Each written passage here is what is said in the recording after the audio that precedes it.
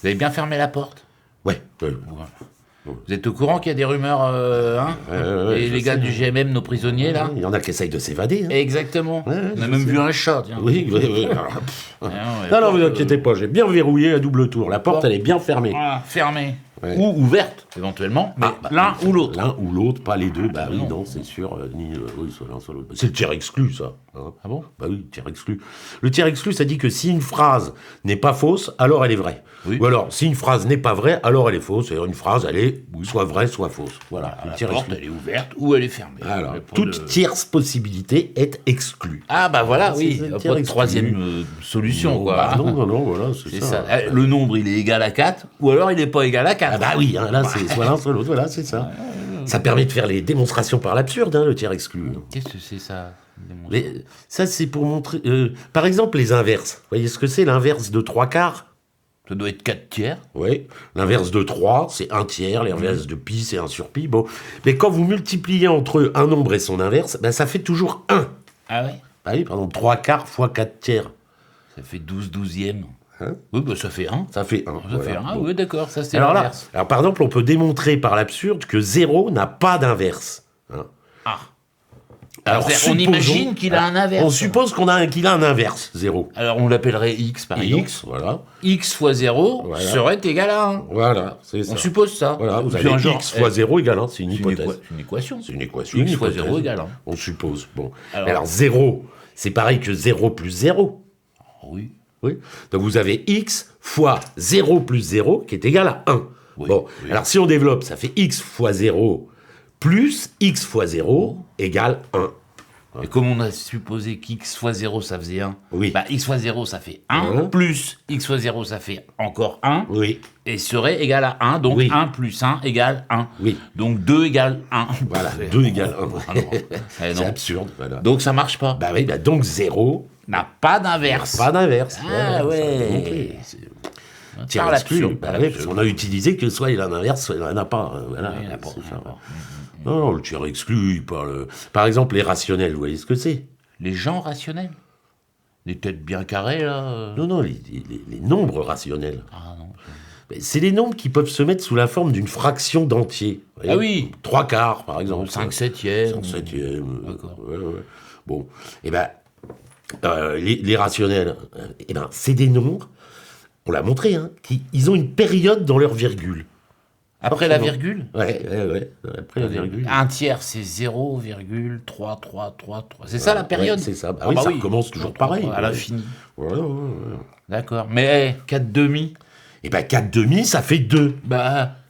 Virgule 0, 0, 0, 0, 0. Ah, ça compte, ça. Il y a une période, ouais. Oh. Alors, 37,41, 64, 64, 64, 64, 64, et ben ça, c'est égal à une fraction Ah, d'entier. forcément, s'il y a une période, oui, ce sera une fraction. Pas comme pi. Ah non. Pi, il n'a pas de période. Il y a l'infini aussi, mais on ne sait pas où il va. Il n'y a pas de période. Donc, on ne peut pas l'écrire en fraction. Ah non, pi, on peut pas. Il n'est pas rationnel, il est irrationnel. Ouais.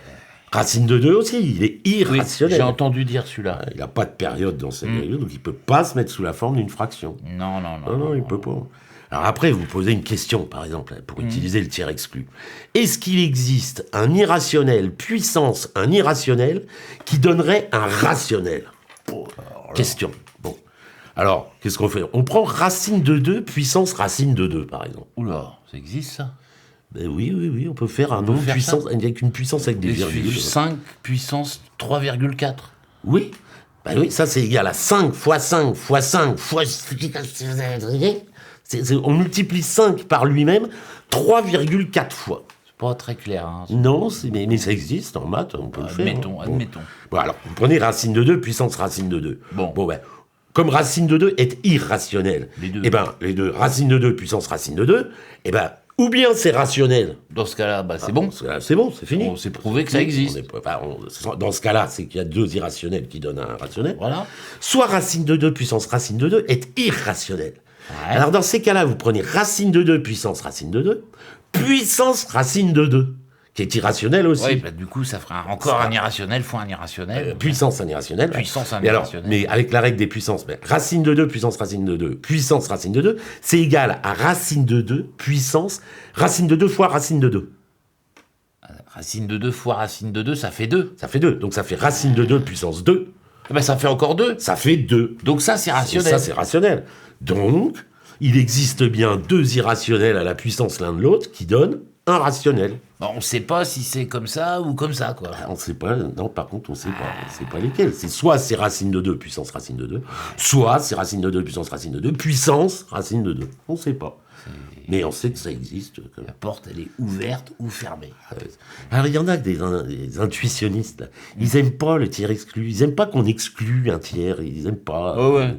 Non, Alors pour eux, la porte, elle est fermée, oui, mais on peut glisser un cheveu. Alors elle est un peu ouverte, hein. Le bitonio, il n'est pas bien enclenché, la serrure est mise qu'à moitié. Elle est moitié fermée, moitié... Ouais, c'est des coupeurs de cheveux en 4. Hein. Oh. Oh, il y en a pas mal qui sont bretons, à mon avis. Ah bon? Pourquoi? Vous savez, en Bretagne, des fois, il pleut, oui, non. Ouais, c'est vrai. Non, c'est pas... C'est un peu... On reste sec et il pleut quand même. C'est ça, des trucs comme ça. Et puis les intuitionnistes, ils aiment bien quand on prouve l'existence d'un truc, vous voyez, et ben qu'on le donne. Voilà, on vient de le donner. Hein, bon. Alors que nous, on l'a pas donné, là, les irrationnels, on n'a pas... Non, mais ça marche dans un cas ou dans l'autre. Bah oui, c'est ça. Alors un type, il est mort ou il est pas mort? Il est mort, oui. Alors, juste avant, il est presque mort. Il est mort. Il est mort. Et mon gâteau hier, il était bon ou il était pas bon? Oui, il était bon. Au début. Alors c'est ça, il était bon au début, mais alors après, quand il était moins bon. J'aurais pas dû mettre de plâtre. La digestion, c'est pas ça. C'est pas terrible. Le chat, là. Oui. Vous savez, il est mort. Quand il est dans la zone 112, là. Oui, là, Ah bah alors là, il est mort ou il est pas non, mort, ça, c'est le chat de Schrödinger. Oui. Alors là, c'est pire, là. Là, carrément, vous violez le principe de non-contradiction. Parce que le chat, il est à la fois mort et vivant. Ah non, alors ça, en logique, on veut pas. Une phrase qui est vraie et fausse en même temps, non. C'est pire que le tiers exclu, ça. Le tiers exclu, c'est soit vrai, soit faux.